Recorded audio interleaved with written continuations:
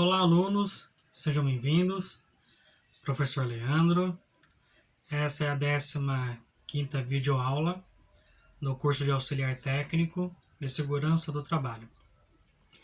Hoje vamos falar de um assunto muito importante na NR10, que trata da segurança nas atividades que envolvem a eletricidade. Como todas as normas são importantes, mas hoje nós vamos tratar dela na nossa videoaula e suas definições e dando ênfase aos riscos adicionais citados na própria NR10. Quando se trata de trabalhos realizados com eletricidade, não devemos apenas cuidar só da parte elétrica, mas também devemos tomar muito cuidado com o ambiente que está em nossa volta. Esses riscos adicionais citados na NR10 são todos aqueles que não estão diretamente relacionados à própria eletricidade, mas ainda assim estão presentes, mesmo que nem sempre e nem todos ao mesmo tempo, mas geram riscos iminentes nas atividades realizadas pelos profissionais da área. Segundo o glossário da NR10, esses riscos adicionais são todos os demais grupos ou fatores de risco, além dos elétricos, claro, específicos de cada ambiente ou processo de trabalhos, que, direta ou indiretamente, possam afetar a segurança e a saúde no trabalho. Os principais riscos adicionais aos quais estão sujeitos os trabalhadores que atuam em serviços e instalações em eletricidade são atividades em altura, atividades em ambientes confinados, áreas classificadas e condições atmosféricas adversas. Quando o assunto é a segurança em altura no ambiente de trabalho, a atenção redobrada pode ser pouco. Por quê? Porque o número de acidentes de trabalho em altura está crescendo a cada ano. Então, a atenção tem que ser a máxima possível. Todos os cuidados que possam minimizar o risco iminente ao trabalho em altura deverão ser adotados. Afinal, um simples imprevisto ou acidente com um trabalhador que está trabalhando em altura pode gerar consequências irreversíveis, graves e fatais. Com base na norma regulamentadora, o trabalho em altura é toda atividade executada acima de 2 metros do piso de referência. Então, vamos aqui recapitular. A videoaula fala da NR10, os seus riscos adicionais, mas a própria estrutura da NR10, ela interliga outras normas regulamentadoras. Então, a NR10 fala em segurança em serviços com eletricidade, mas ela também fala, olha, você poderá fazer serviço em eletricidade em altura, então também deverá tomar o máximo de cuidado trabalhando em altura. Vamos lembrar que nós temos uma norma específica que fala sobre trabalho em altura, que é a NR35. Falamos dela em uma outra aula. Então, a empresa ela pode tomar medidas, adotar medidas que nem sempre estão dentro da própria NR, mas o cuidado, a política e as diretrizes são tão quanto melhores ou melhor quanto a própria NR. Como assim, professor?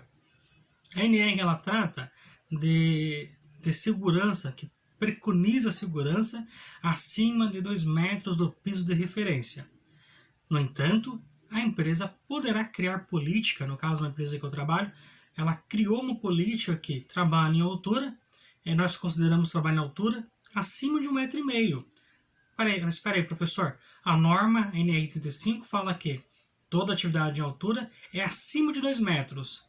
Mas a minha empresa, ou qualquer outra empresa, poderá criar política que ajuste mais ainda a segurança do trabalho, que dê mais, que interligue, dê uma interface entre a própria nomenclatura e a própria política de segurança interna criada pela empresa, que dê ainda mais sanções obrigatórias, que terão mais cuidados com a própria segurança do trabalhador.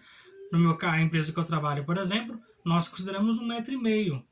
Então, o que nenhuma empresa poderá desrespeitar é a norma que trata acima de 2 metros. Mas se ela quiser criar uma metodologia que atividade em altura para ele seja considerada acima de 1 metro, acima de 1,5 m, ótimo. O que não pode ser desconsiderado a norma que fala a partir de 2 metros.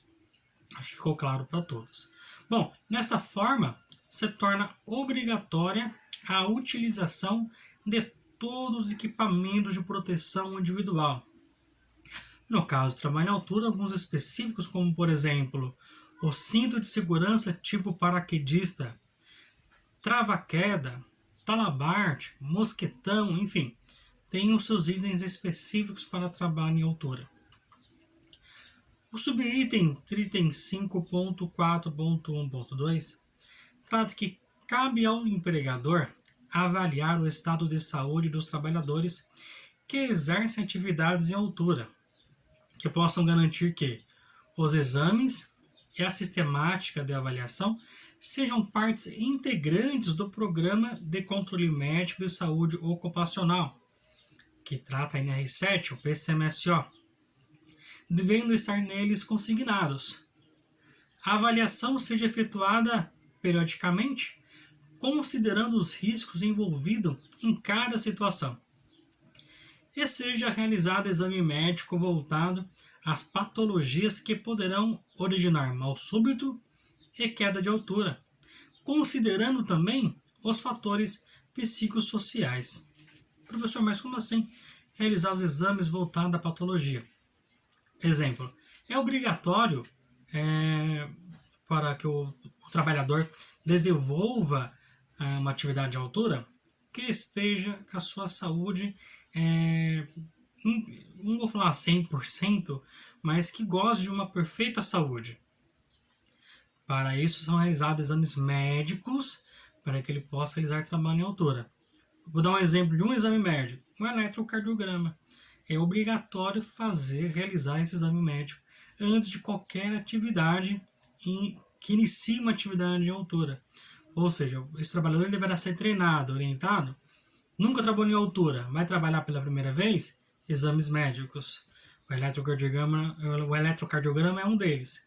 E, periodicamente, que refaça esses exames para que ele possa estar gozando uma perfeita saúde, para que não tenha um mal súbito, não tenha nenhuma complicação quando estiver realizando o seu trabalho em altura.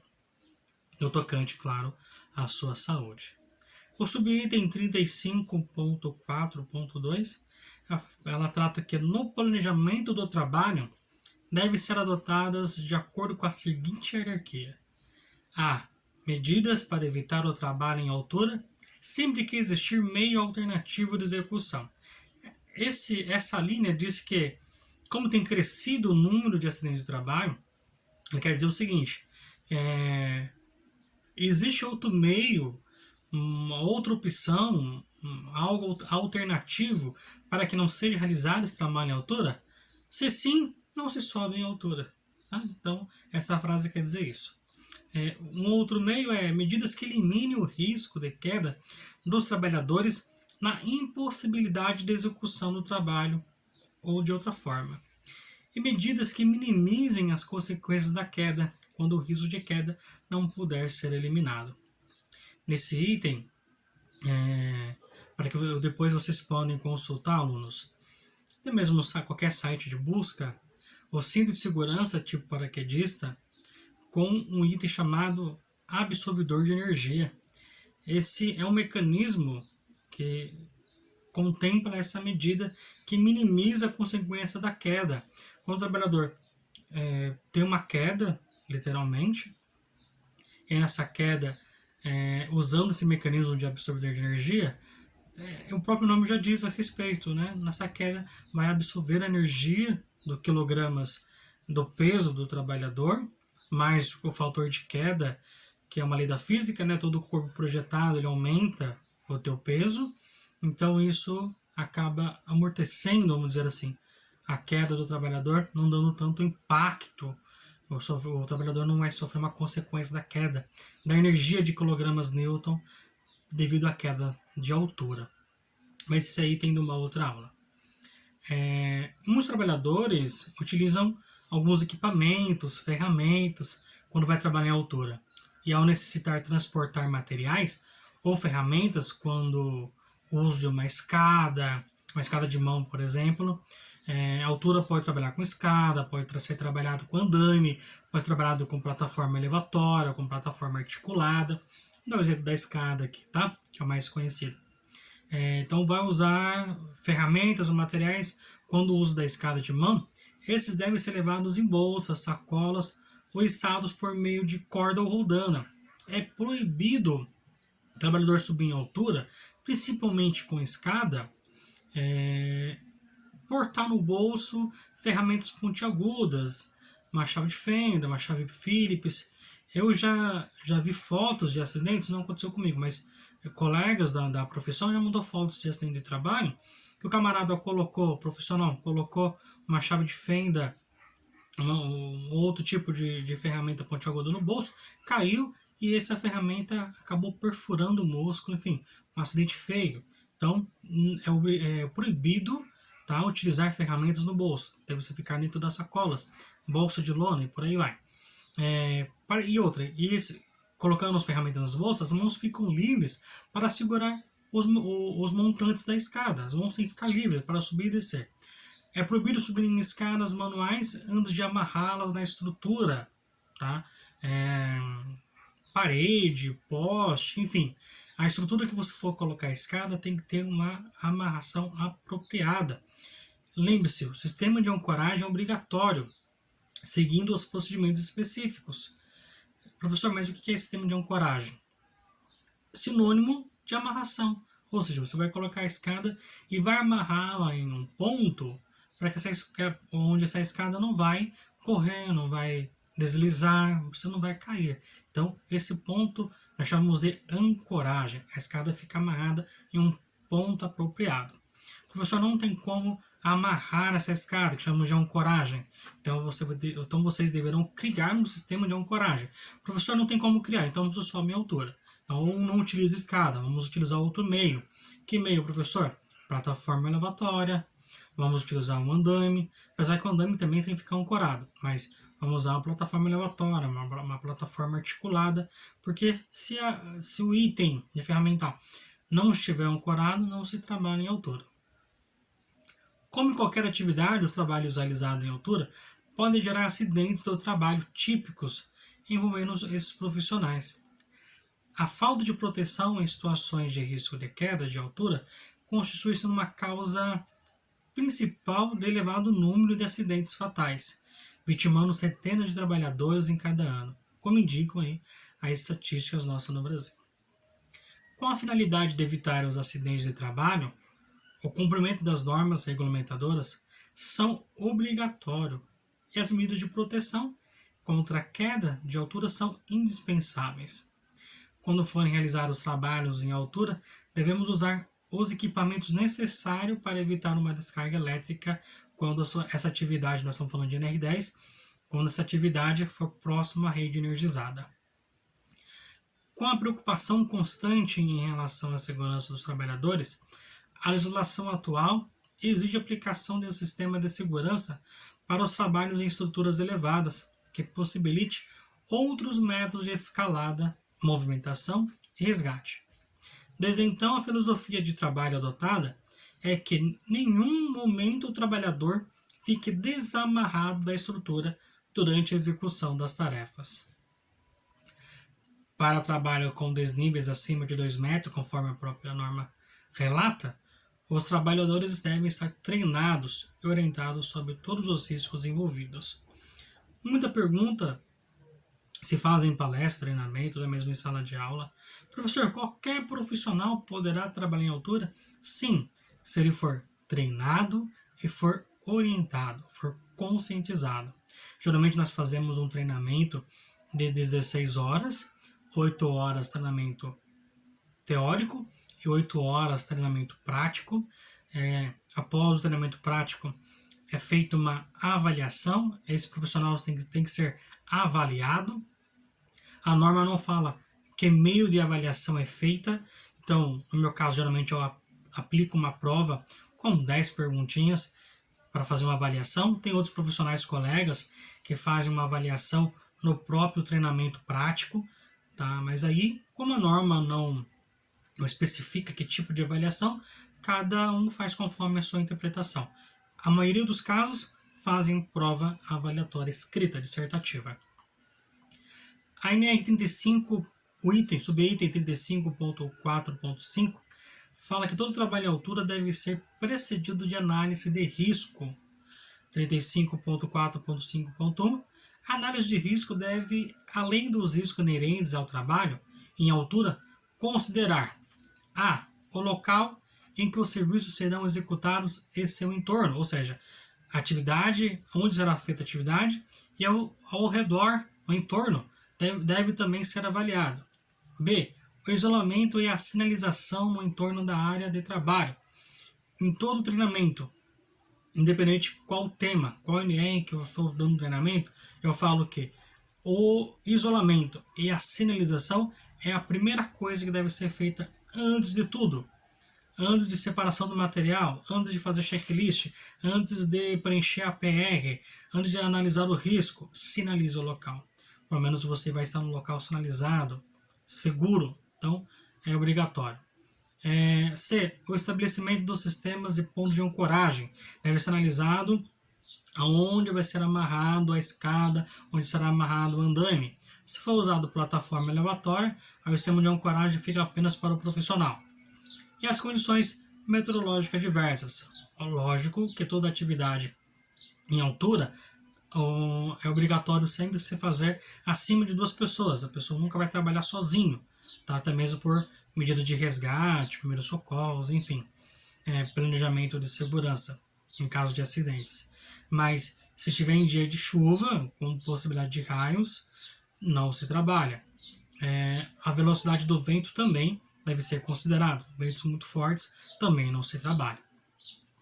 A seleção, inspeção, forma de utilização e limitação de uso do sistema de proteção coletiva e individual, atendendo às normas técnicas vigentes, às orientações dos fabricantes e aos princípios da redução do impacto e fatores de queda. O risco de queda de materiais e ferramentas, os trabalhos simultâneos que apresentem riscos específicos, o atendimento aos requisitos de segurança e saúde contidos nas demais normas regulamentadoras. Os riscos adicionais faz parte da análise de risco, condições impeditivas, situações de emergência e o planejamento do resgate e primeiros socorros de forma a reduzir o tempo de suspensão inerte do trabalhador. Poxa, professor, deve ser feito o planejamento de resgate e primeiros socorros para situações de emergência? Eu comumente faço simulações de emergência. Vocês não têm ideia o quantas pessoas ainda não sabem para onde ligar. Se eu ligo, caso há um mal súbito em altura, um profissional que está trabalhando em altura, as pessoas ligam para o 190, que é a Polícia Militar. Outros querem ligar para o 192, que é SAMU. Tá certo, professor? Certo está, mas não é a ligação correta. Se eu tenho um profissional que está trabalhando em altura, esse profissional tem um mal súbito, um desmaio, eu ligar para o 190, Polícia Militar, ou ligar para o 192, ao chegarem no local, eles vão ligar para outro número, porque eles não terão acesso a essa pessoa que está trabalhando em altura. Eu tenho que ligar para o 193, Corpo de Bombeiro, resgate. Aí sim, esses profissionais vão resgatar o profissional que teve um mal súbito em altura e aplicar ali o APH, atendimento pré-hospitalar, primeiros socorros. Tá? Olha a importância de você ter informações para que possa, então, realizar um planejamento de resgate e primeiros socorros. Ter necessidade de um sistema de comunicação e a forma de supervisão. Então, todo trabalho em altura deverá ser supervisionado. como estamos falando de análise de risco, a análise de risco é um processo realizado para identificar os riscos existentes no ambiente de trabalho, com o objetivo de minimizar, controlar e evitar as ameaças presentes no dia a dia dos trabalhadores. Entre os principais objetivos da análise preliminar de risco estão identificar causa de risco e os riscos propriamente ditos, estabelecer medidas seguras, orientar os colaboradores sobre os riscos existentes em suas atividades, estabelecer procedimentos seguros e prevenir a ocorrência de acidentes e a concretização de ameaças à segurança do trabalhador. Todo cuidado é pouco em atividades acima de 2 metros de altura. Primeiro, faça a análise de risco para verificar o entorno do local, como estamos falando da NR10 e os seus riscos adicionais, para verificar então se a atividade está próximo da rede elétrica. Caso surja alguma situação perigosa que não dá para resolver na hora, interrompa atividades imediatamente. Além disso, toda atividade demanda procedimentos de resgate seguro e socorro para possíveis vítimas. O trabalhador também precisa ser muito bem avaliado, não basta um exame físico detalhado para o atestado de saúde ocupacional. É importante verificar se não há histórico de desmaio, epilepsia, arritmia cardíaca ou uso de medicamentos controlados, substâncias ilícitas ou de fobia de altura. Bom, ficamos aqui nessa videoaula. Espero vocês na próxima videoaula. Obrigado e até mais.